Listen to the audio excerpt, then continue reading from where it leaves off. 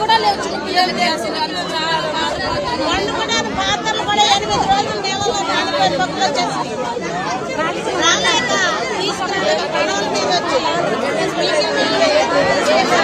అందరూ అన్ని చెప్పారు.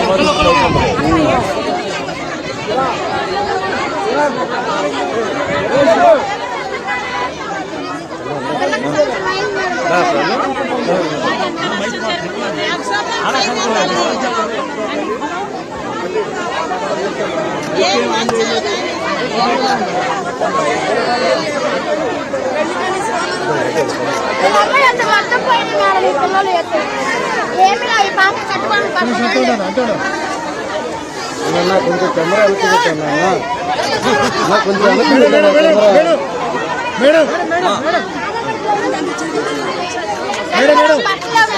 చేసుకున్నావు పిల్లకి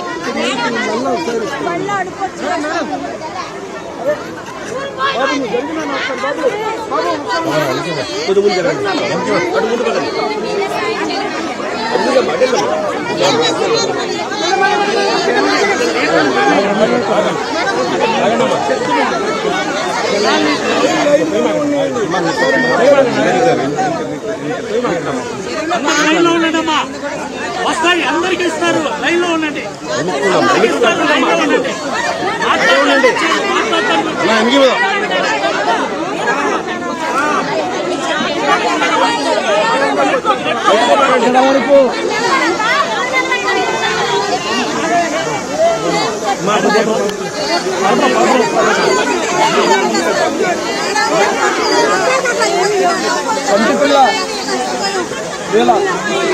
మేడం చెప్పు మేడం గారికి అదే మాకు కావాల్సింది.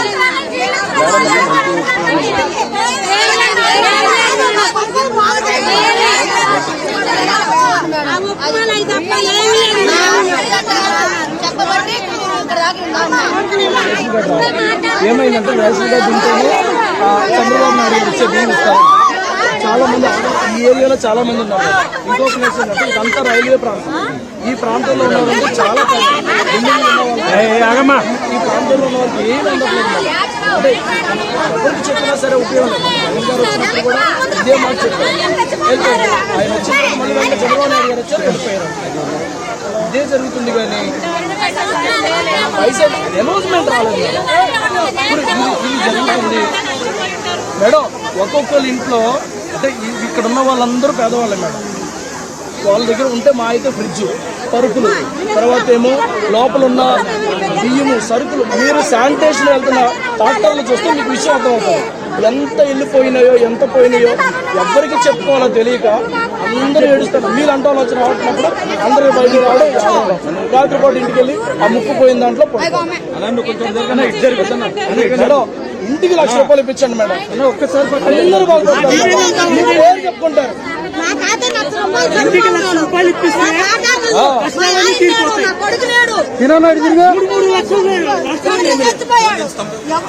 అడిగే వాళ్ళు లేరు, మాట్లాడే వాళ్ళు లేరు.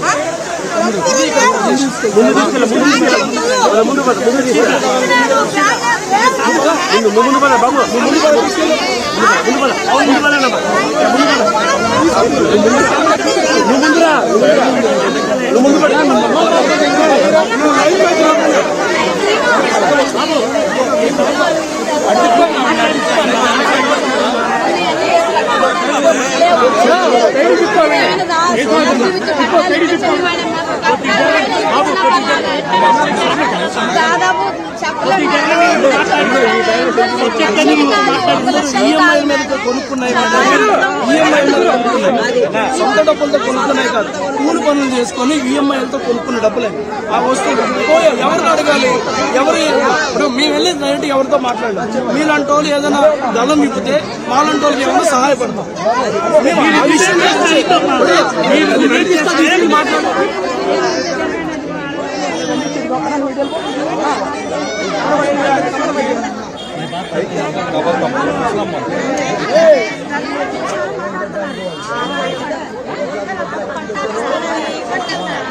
జగన్ గారు మాట ఇచ్చారు. మాట ఇచ్చి లెక్కలు ఇచ్చారు. 4 ఎకరాలు వేరే చోట తీసుకున్నాం. ఇక్కడ వాళ్ళందరికీ పట్టాలు ఇస్తామన్నారు. సబ్జెక్ట్ చెప్తా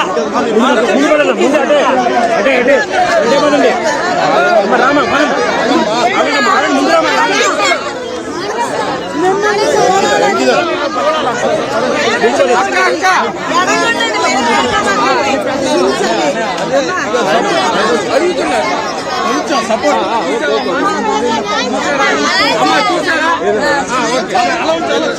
మీరందరూ చూసి మేడం పంపించండి. ఆయన చూసుకుంటే వెళ్తారు. మీ అందరికీ చెప్తాను. జరగండి, కొద్దిగా జరగండి. మా ఏరియా కాబట్టి నేను చెప్తాను. పంపించట్లేదు. రండి.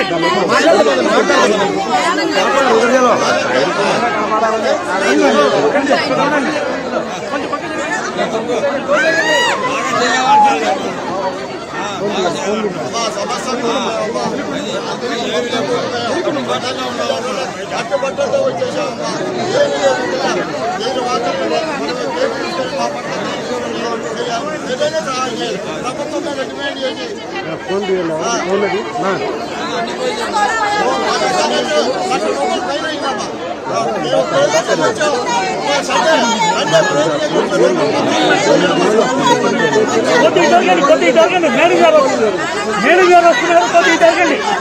మేడం గారు వస్తున్నారు. కొద్దిగా జరగండి. నేను కూర్చోబెట్టాను మీకు అందరికీ. మీరు అర్థం చేసుకోవాలి. కొద్దిగా జరగండి. అందరికీ కలవాలి కదా. కొద్దిగా మీరు జరగండి. తీసుకున్నా సార్.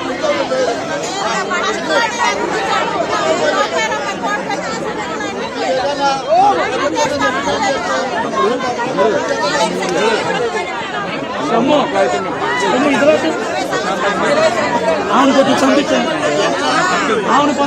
మాట్లాడి లేడీస్ ని జరుపుకుంటూ వెళ్ళిద్ది.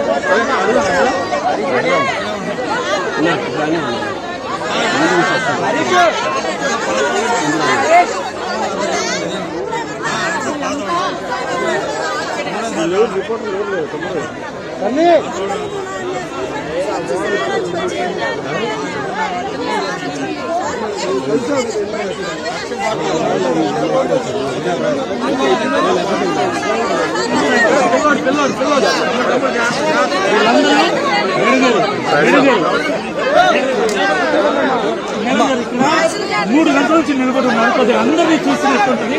కొద్దిగా తొందరగా కొద్దిగా జరగండి. నేను పిలుచుకుని వస్తాను. జరగండి. ముందుకెళ్ళ మాకు అదే వీడియో వాళ్ళు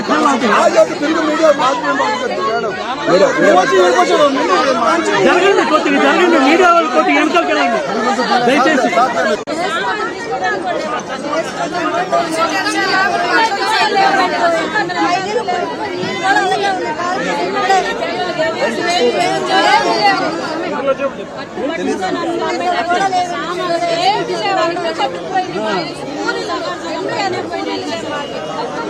నేను ఒక మాట చెప్తాను. ఆగండి. ఆమె గారికి కొద్దిగా మాట చెప్తాను. ఆగండి. మిమ్మల్ని చూడాలని చాలా మంది ఉన్నారు. మీ బాధలు చెప్పుకోవడానికి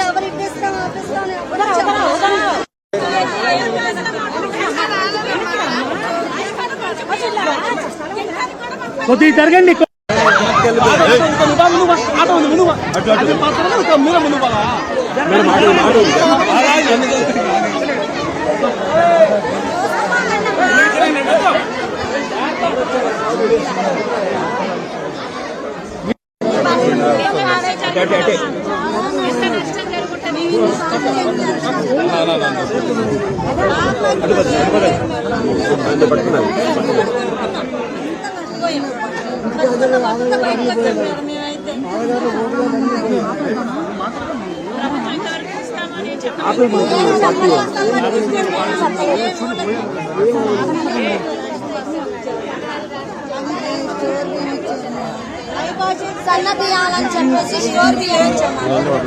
కొద్దిగా జరగండి. కొద్దిగా జరగండి. మేడంకి గాలి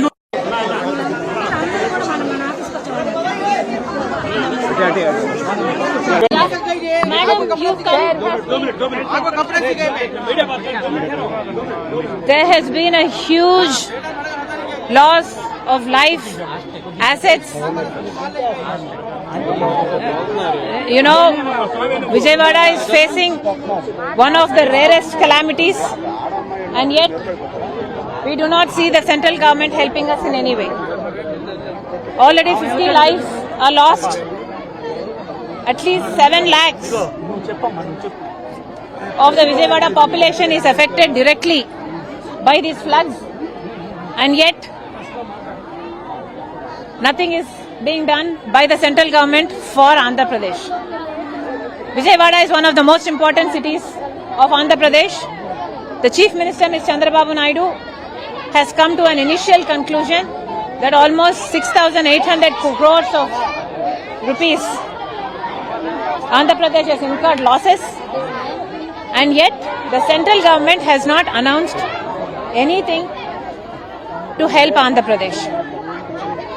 Why? Today Andhra Pradesh is given 25 MPs to the BJP government and holding that government up in power literally. When this is the scenario, not just now, even the last government did that.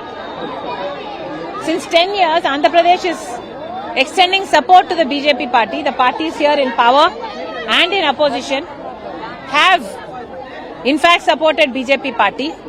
Then why isn't Mr. Modi being considerate at least at a time like this? Even for water, people are struggling here today. The water is contaminated. The officials are saying do not drink the water that's coming in the municipal lines. So either they have to buy water or rely on the water that the government is giving freely. The government gives water in the tankers that comes to the main roads and doesn't even bother coming inside the lanes. So old people, children, in fact everybody is suffering. There is so much of loss that when the flood came in, all these people had to leave their houses and run out of their houses with just barely their clothes on them. They had to leave everything behind. By the time they came back, the TVs, fridges, beds, books, clothes, utensils, everything was lost. Everything. Everything. Madam పిల్లలు school కి వెళ్ళాలన్నా ఇబ్బంది పడుతున్నారు madam. Exactly. They lost everything. Now they are demanding a compensation of at least 1 lakh rupees per household, because in order for them to come back, most people have taken EMIs to buy these things. For them to stand up again on their feet, they need support. When Andhra Pradesh is doing so much for the BJP party, my question is, why is BJP not reciprocating? Why is Chandrababu Naidu not questioning the BJP government? Why is he's parading all these Vijayawada areas? Fine. But why isn't he going to Delhi now and asking them for money? At least 10,000 crores of rupees is required. When BJP has the heart to give to Bihar, why can't BJP give to Andhra Pradesh? In fact, we have written to the railways and said that the Vijayawada division is giving a revenue of 6,000 crores of rupees to the South Central Railways every year. So when Vijayawada town is reeling under such dire situation, then isn't it the responsibilities of the railways to do something about it? This rail neer is produced in Andhra Pradesh, in Visakhapatnam. At least 1 lakh bottles are produced every day. Then why isn't the railways doing something about providing water for Vijayawada? We have written to the railways minister, yet no action has been taken.